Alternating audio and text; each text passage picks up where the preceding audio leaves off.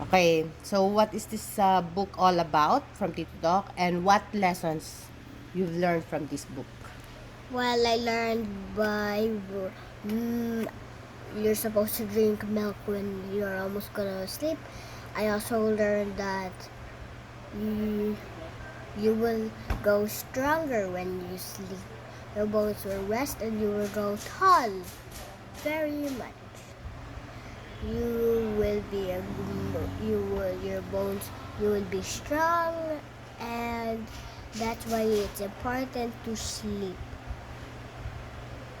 And tell me something about the book. What the story about? Well, there was a boy named Joshua, so he loved to watch TV with his grandmother. He called his kuya named Kuya Ron, and then Kuya Ron wanted to be a doctor. That's why he slept very early. So he said, Kuya Ron, we're gonna watch Olympics. But Kuya Ron didn't listen because he wanted to be a doctor. His mother called, Joshua's mother called and said, Joshua, kailangan na matulog. And then, Joshua said, pero konti ma, hindi ba konti? Ayaw niya pa matulog because lagi siya nanonood ng TV. Pero na-agree na siya because pag malakas ang boses ng nanay niya, so tumulog siya. Pero pag mga snoring ng family niya, nakagising siya. Nanood siya ng TV nung morning na. Yung mamaya sinabi na, gising na, sa school na ka. So he got up because malakas na ang boses ni nanay niya. And he went to school, pero nakatulog siya. Nagising siya nung na-drop ang pen niya. At sinabi ng teacher, hand out your exams. Pero hindi ba siya tapos? Sinabi niya, kanina ko pa nagbabasa ito. Bakit hindi ko pa alam? Pero sinabi niya ng teacher, training din ka. Isang classmate ni Joshua sinabi,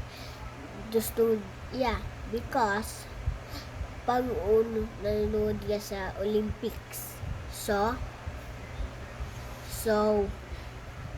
Ganoon. Joshua, nung training siya, basketball siya. Pero nakatulog siya. Nung natatakbo, nakatulog siya. Sinabi ng coach niya, bakit nakatulog ka? Tulog muna ka sa bahay. Sinabi ni ang kuya niya na, pero gusto mo matulog sa akin? Sabi niya, oo. Sabi din niya na, si-teach kid din ikaw.